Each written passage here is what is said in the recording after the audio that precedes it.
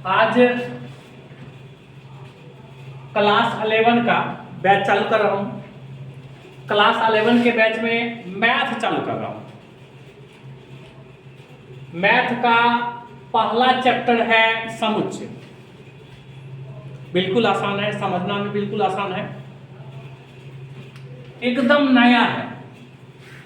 10 class में समुच्चय chapter नहीं था, 11 में है, एकदम नया। इसका मतलब जो भी स्टूडेंट देख रहे हैं या समझ रहे हैं उसके लिए नहीं होगी। सबसे पहले हम यह जानेंगे समुच्चय कहते किसको हैं। समुच्चय कहते किसको हैं? समुच्चय का मतलब होता है झुंड, गुच्छा या समूह। ये तो समुच्चय की परिभाषा नहीं है। समुच्चय का मतलब झुंड, गुच्छा या समूह कह देंगे तो समुच्चय की परिभाषा नहीं होगी। तो समुच्चय की वास्तविक परिभाषा क्या होती है? तो समुच्चय कहते किसको हैं? सुपरिभाषित वस्तुओं के संग्रह को समुच्चय कहते हैं। सुपरिभाषित वस्तुओं के संग्रह को समुच्चय कहते हैं। मतलब हुआ वस्तुओं का वैसा समूह जिसकी हम परिभाषा दे सकते हैं उसे समुच्चय कहते हैं। जिस समूह की परिभाषा दे सकते हैं उसे समुच्चय कहते हैं, और जिस समूह की परिभाषा हम नहीं दे सकते हैं उसे समुच्चय नहीं कहते। अगर ढेर सारा समूह है या कोई समूह है उसमें ढेर सारी वस्तुएं हैं, उसकी परिभाषा नहीं दी जा सकती हो, हम उसको समुच्चय नहीं कहेंगे। जिसकी परिभाषा दे सकते हैं उसी को समुच्चय कहेंगे। जैसे प्राकृत संख्या, तो हम यह जानते हैं कि प्राकृत संख्या कहते किसको है? गिनती की संख्या को प्राकृत संख्या कहते हैं। तो गिनती की संख्या को प्राकृत संख्या कहते हैं, तो गिनती की संख्या वाली प्राकृत संख्या जो है एक प्रकार का समुच्चय। असमुच्चय किसको नहीं कहेंगे? जैसे हम कहें चुनने के लिए सबसे खतरनाक जानवरों का संग्रह, इस दुनिया में जो सबसे खतरनाक जानवर है उसका कहेंगे समूह बनाने के लिए। तो बता दो, दुनिया में जितना भी जानवर है सब अपने आप में खतरनाक होते हैं। अगर चींटी की बात करें तो क्या चींटी बाघ से कम खतरनाक है? उसके झुंड पर जाकर पांव रखकर देखो तो पता चलेगा वो कितना खतरनाक है। अगर गाय की बात करें, हाँ सीधी सादी गाय होती है, गाय पालतू होती है, लेकिन उसको छेड़ कर देखो तो, उसे परेशान करके देखो तो वह किसी बाघ से कम खतरनाक नहीं होगी। जब दुनिया में जितना भी जानवर है सभी जानवर अपने आप में खतरनाक होते हैं, तो इसकी तो परिभाषा नहीं है ना। तो खतरनाक जानवरों का समूह एकत्रित नहीं की जा सकती है, अतः खतरनाक जानवर का समूह क्या होगा? समुच्चय नहीं होगा। तो जिसकी परिभाषा दे सकते हैं वही समुच्चय कहलाएगा, जिसकी परिभाषा हम नहीं दे सकते हैं वह समुच्चय नहीं कहलाएगा। अगर कहे विश्व में सर्वश्रेष्ठ 11 खिलाड़ियों का समूह, तो बता दो विश्व में ढेर सारे खिलाड़ी, बात सही है। चाहे क्रिकेट की दुनिया हो, हॉकी की दुनिया हो, बैडमिंटन की दुनिया हो, या शतरंज की दुनिया हो, या कबड्डी की दुनिया हो, लेकिन सभी खिलाड़ी अपने आप में जो है श्रेष्ठ होते हैं। अगर वह श्रेष्ठ होते हैं तो किसी खास दिन के लिए, किसी खास महीना के लिए, किसी खास वर्ष के लिए, सब दिन के लिए वह सर्वश्रेष्ठ नहीं हो पाते हैं। अतः दुनिया में सर्वश्रेष्ठ 11 खिलाड़ियों का समूह ग्रुप बनाना हो तो यह संभव नहीं है। किसके आधार पर संभव नहीं है? समुच्चय के आधार पर संभव नहीं है। तो उसी को समुच्चय कहेंगे जिसकी परिभाषा हम दे सकते हैं, और जिसकी परिभाषा नहीं दे सकते हैं उसे समुच्चय नहीं कहेंगे। सुपरिभाषित वस्तुओं के संग्रह को समुच्चय कहते हैं। समुच्चय को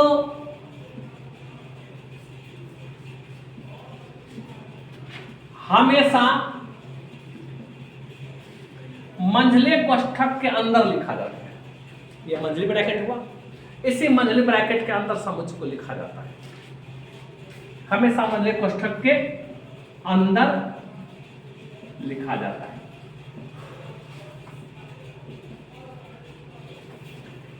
इस मंझले कोष्ठक के अंदर जो भी संख्या, इस मंझले कोष्ठक के अंदर जो भी संख्या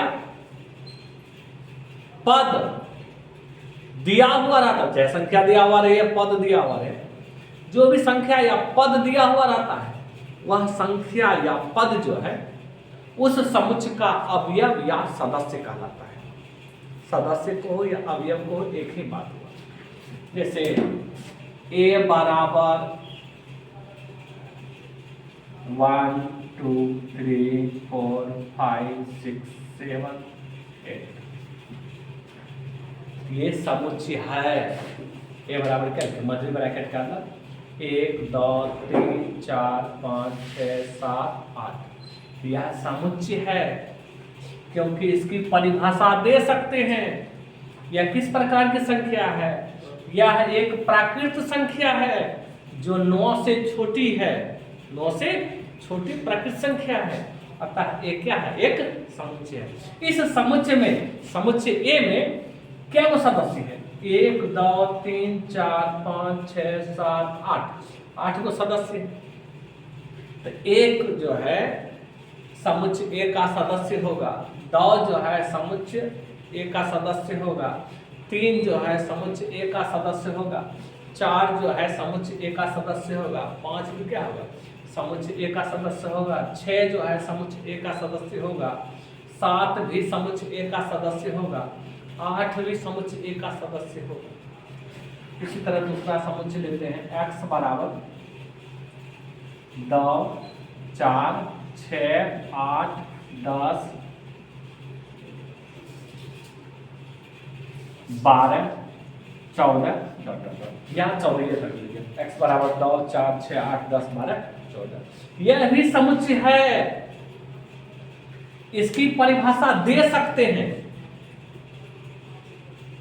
ये 2 4 6 8 10 12 एक सम संख्या है। 2 4 6 8 10 12 क्या है, एक सम संख्या है। और वैसी सम संख्या है जो 14 के बराबर या 14 से छोटी है। 14 के बराबर या 14 से छोटी यह सम संख्या, अतः यह समुच्चय है। ठीक है, नोट करो।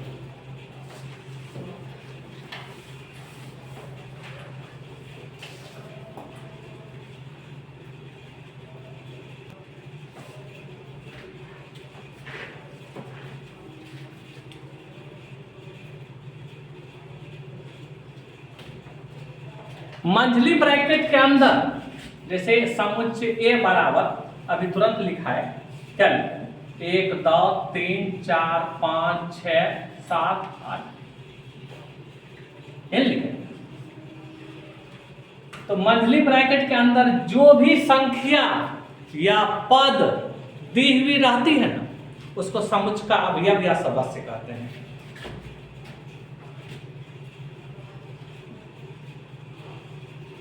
मंझले ब्रैकेट का हिंदी होता है कोष्ठक के अंदर जो भी संख्या या पद दिया रहता है उसे उस समुच्चय का अवयव या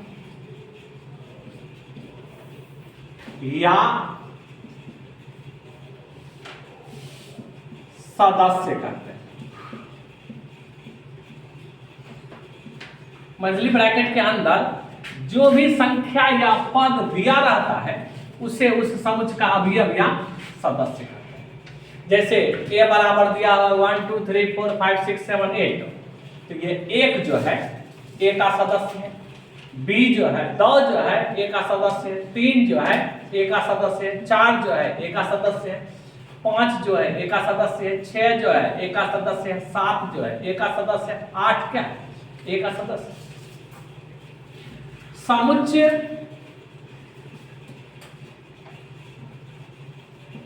के अवयव या सदस्य को इस चिन्ह से सूचित किया जाता है। ये चिन्ह इसको पढ़ते हैं, इसमें बिलोंग्स टू समुच्चय के अवयव और सदस्य को बिलोंग्स टू से सूचित किया जाता है। एकदम याद रखना है, समुच्चय के अवयव को किससे सूचित करेंगे? बिलोंग्स टू से। नोट कर लो।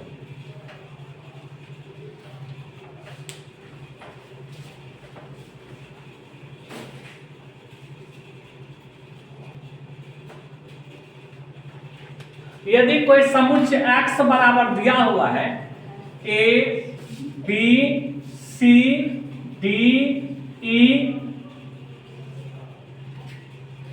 तो ये जो a है x का सदस्य होगा। a बिलोंग्स टू x, इसका मतलब हुआ a जो है x का सदस्य है।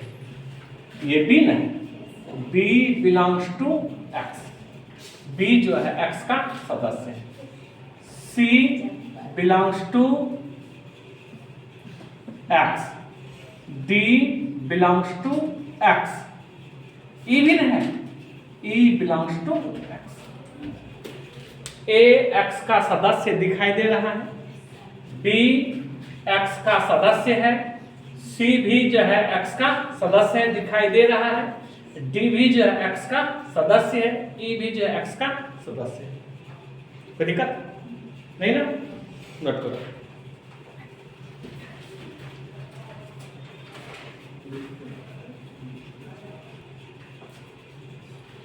यदि कोई सदस्य किसी समुच्चय का, यदि कोई पद या संख्या किसी समुच्चय का सदस्य ना हो, तब उसको कैसे दर्शाएंगे?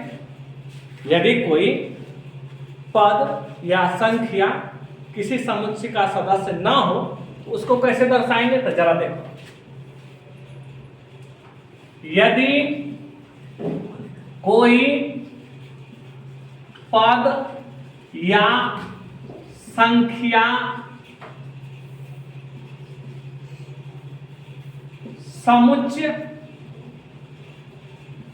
का अवयव या सदस्य ना हो, तो उसे बिलोंग्स टू देकर कैसे काटते हैं? बिलोंग्स टू देकर क्या करें? काटते हैं। इसको पढ़ते हैं, डज नॉट बिलोंग टू।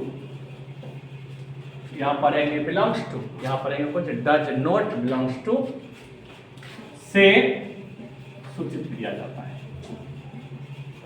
सूचित किया जाता है। प्रतिकार, यदि कोई पद या संख्या समुच्चय का अवयव ना हो, तो उसे किससे डज नॉट बिलोंग। जैसे इसमें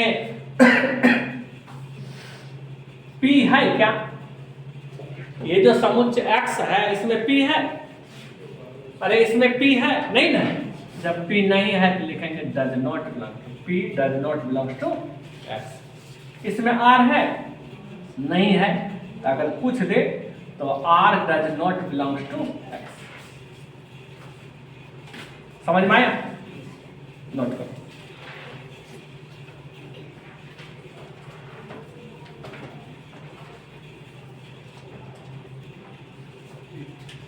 समुच्चय में अगर कहीं n लिखा हुआ है रहे, समुच्चय में कहीं n लिखा हुआ रहे, इसका मतलब होता है प्राकृत संख्या। प्राकृत संख्या। जेड लिखा हुआ रहे कहीं पर, इसका मतलब होता है पूर्णांक संख्या। आर लिखा हुआ रहे, इसका मतलब होता है वास्तविक संख्या। वास्तविक संख्या। क्यू लिखा रहे, इसका मतलब होता है परिमेय संख्या।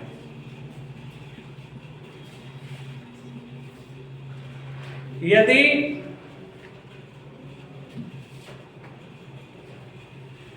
जेड पर ऐसे प्लस चिन्ह देकर लिखा हुआ रहे, इसका मतलब होता है धन पूर्णांक संख्या। अगर जेड पर ऐसे माइनस चिन्ह देकर लिखा हुआ रहे, इसका मतलब होता है ऋण पूर्णांक संख्या।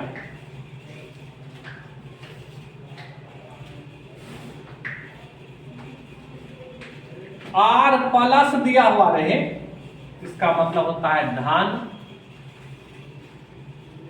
वास्तविक संख्या।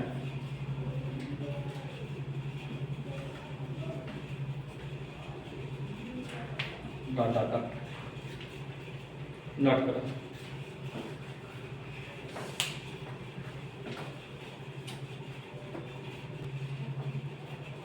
थोड़ा सा याद दिला दो, यहां जो n प्राकृत संख्या लिखे हुए, तो प्राकृत संख्या कहते किसको है? तो गिनती की संख्या को प्राकृत संख्या कहते हैं। जैसे 1 2 3 4 5 6 डॉट डॉट डॉट, यह हो गया प्राकृत संख्या। पूर्णांक संख्या किसको कहते हैं? तो धनात्मक और ऋणात्मक संख्या को पूर्णांक संख्या कहते हैं। Dot dot dot -4 -3 -2 -1 0 1 2 3 4 dot dot, ये हो गया पूर्णांक संख्या। वास्तविक संख्या किसको कहते हैं? तो संख्या रेखा पर स्थित संख्या को वास्तविक संख्या कहते हैं। संख्या रेखा पर जो भी संख्या होती, चाहे वह परिमेय संख्या हो या अपरिमेय संख्या हो, उसको वास्तविक संख्या कहते हैं। इसमें आ जाएगा परिमेय संख्या और अपरिमेय संख्या।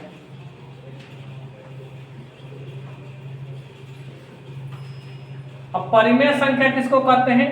तो जिस संख्या को p बटा q के रूप में लिखा जा सके, उसको परिमेय संख्या कहते हैं। धन पूर्णांक, तो शून्य के बाईं ओर स्थित संख्या को, शून्य की जैसे ये संख्या रेखा है, ये 0 है, इसके बाईं तरफ जो भी संख्या हो, चाहे 1 हो 2 हो 3 हो 4 हो 5 हो डॉट डॉट डॉट, वो सब धन पूर्णांक संख्या कहलाती है। सॉरी, शून्य के बाईं ओर नहीं, दाईं ओर, शून्य के दाईं ओर, शून्य के दाईं ओर जो भी संख्या स्थित होती है, वह सब धन पूर्णांक संख्या कहलाती है। और शून्य के बाईं ओर जो संख्या होती है इधर, जैसे -4 -3 -2 -1 0 0 नहीं लिखेंगे, ये सब ऋण पूर्णांक संख्या कहलाती है। यानी शून्य के बाईं ओर, शून्य के बाईं ओर जो भी संख्या होती है, वो सब ऋण पूर्णांक संख्या होती है। और धन वास्तविक संख्या कहाँ होती है? तो यह अभी शून्य के, ये 0 है, शून्य है, और शून्य के दाईं ओर जो भी संख्या होगी, वो सब होगी धन वास्तविक संख्या, यानी प्लस वाला होगा। 1 2 3 √2 √3 डॉट डॉट डॉट डॉट, कुछ भी हो सकता है। ठीक है, नोट कर लो, समझ लो बढ़िया से, आगे बढ़ता हूँ।